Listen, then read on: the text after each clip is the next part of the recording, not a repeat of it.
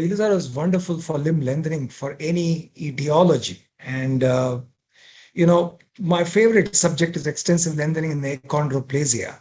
So I'll just show you how dramatically it can change lives, as in this achondroplastic child who had lengthening in the tibia by 11 centimeters with full function, then humerus lengthening, and then finally a second bout of cross lengthening to give her 33 centimeters. She became 4 foot 11, which is a short normal instead of 3 foot 11.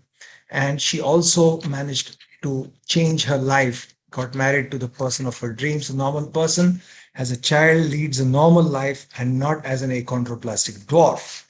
But you have given me the topic of congenital posteromedial bowing of the tibia, early versus late lending. This is again one of my smaller favorite topics, chiefly because we wrote this up in the Journal of Pediatric Orthopedics in August 2020 of North America.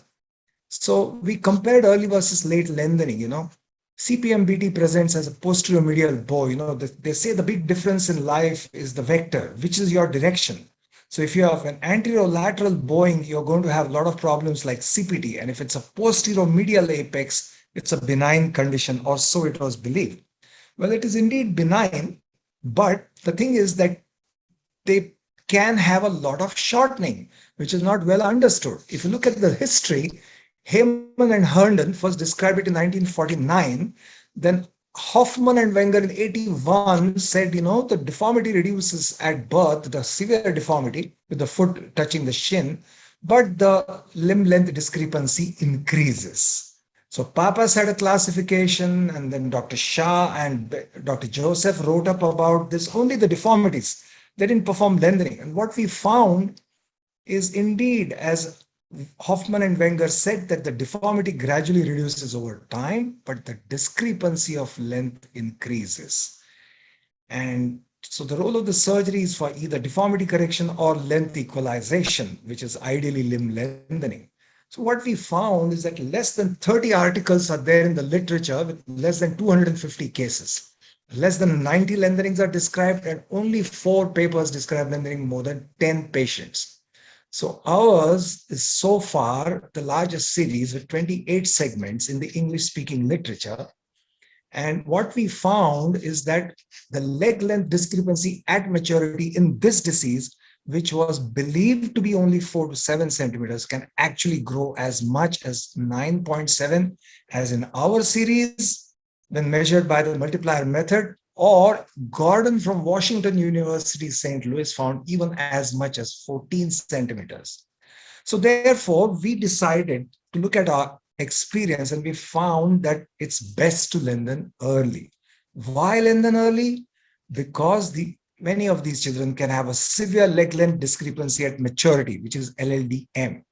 And the severe deformity in childhood does not allow them to walk, does not allow them to play and develop normally. And the parents are distraught because most of the pediatric orthopedic surgeons tell them wait until close to adolescence. And it's very disconcerting for the parents.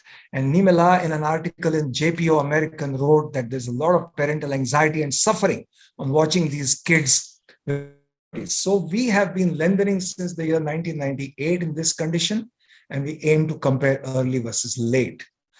This was a retrospective study in our center. We had 28 segments in 23 patients.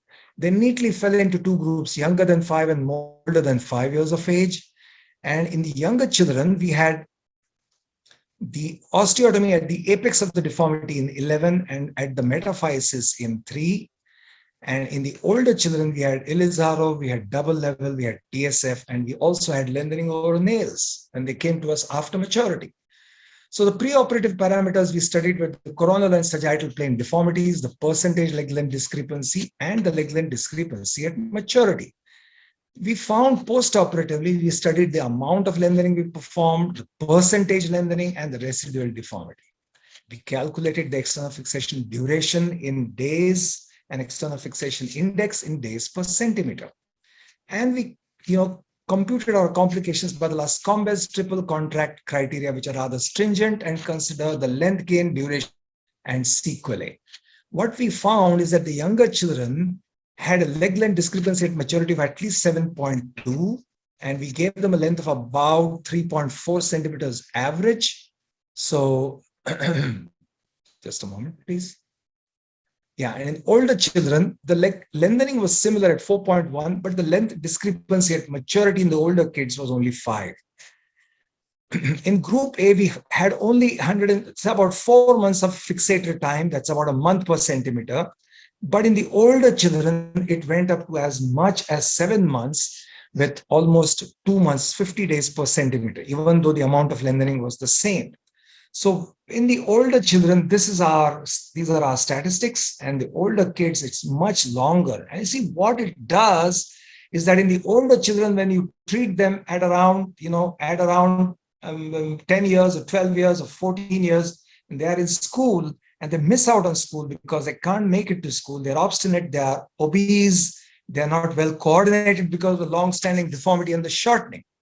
And what we found is that in group A, the children are very comfortable with the fixator. This is one, worry that people have. How can you do? And it is, look at this child, he's happily playing about, you know.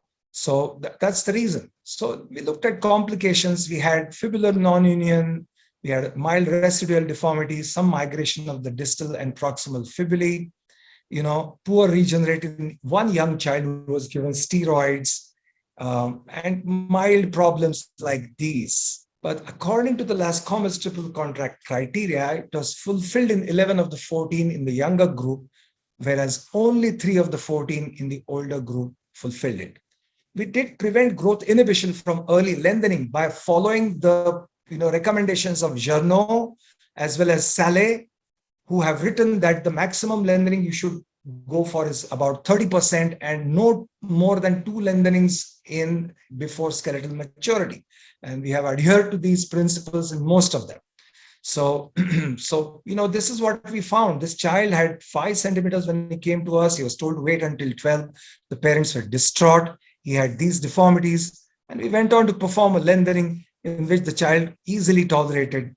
And, he got 24% lengthening, and he was in Lascombe's grade 1, did extremely well. This child came to us in 1998, and his father at the age of 15 months told me, why wait if you can surely give a good lengthening? And the child was playing about from the very third or the fourth day. We achieved, 3 centimeters in a very short time. And only once again at 12 years, we had to lengthen him. So it gave him 2 short episodes of lengthening without complications. So this is our experience. Life is so much easier for the parents. It's better for the child. It's easier on the child and on the schooling, etc. So this is him at maturity, this same child with less than 4 millimeters difference now. In contrast, this child came to us at 13. So he had LLDM of 6.7 and he had the lengthening, but it took a really long time, 9 months. He missed school and college. And then he also developed this post-surgical valgus, which needed a second correction at a later date. So, we find that they become obese, they're difficult to coordinate, they're walking. We can do a good job because Lascombe's criteria are strict, but we don't end up with any severe complications. What we have found is that lengthening in younger children is much easier for the child and the parents and the family, compared to older. So if they come to us after maturity, we've done lengthening over nails, as in this obese young man. Even so, it took 63 days per centimeter. And because his time to full weight bearing was 74 days, which is more than the 45-day cutoff in the Lascombe's criteria, he was grade 3. But he did extremely well, and he has no true complications. So we did follow up 13 of the 23 children to maturity. And I would like to conclude that early lengthening in congenital posteromedial bowing of the tibia takes less time and has less complications, and it can be safe and advantageous to lengthen young children who have large deformities and have a large projected leg length discrepancy at maturity. This was the paper in JPOA in August 2020. For those of you who want to look up the details, kindly read it. I can hand you the full paper. I finally end with the caveat emptor. That is, only those of us who are sufficiently experienced and can keep young kids free from pain should consider lengthening at an early age.